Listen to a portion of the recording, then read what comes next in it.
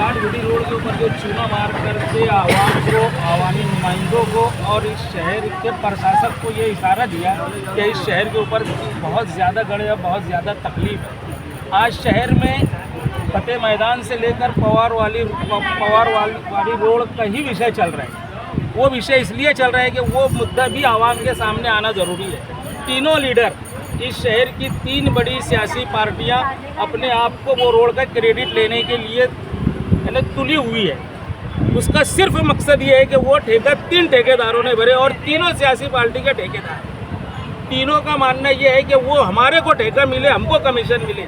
और हमारा प्रशासक से बोलना ये है, एसडीपीआई खुला ये ऐलान करती है कि मालेगांव शहर के जितने भी ठेकेदार हैं, इन ठेकेदारों के रजिस्टर रद्द किया जाए, इनको ठेका ना दिया जाए। बाहर की जो अच्छी कंपनी है, जो अच्छा काम करने वाली है, उनको ठेका दिया जाए। ये जो शहर के ठेकेदार है, शहर का नुकसान करने में सबसे ज़्यादा इन ठेकेदारों का हाथ है। हम देखते हैं कि ये जो रोड बना करके, जो रास्ता बना करके, जो तामीरी काम करके जाते हैं, ये 2 से 3 महीने के अंदर ख़राब हो जाता है और यहाँ का डिपार्टमेंट, यहाँ का प्रशासक उसके ऊपर कोई कार्रवाई नहीं करता।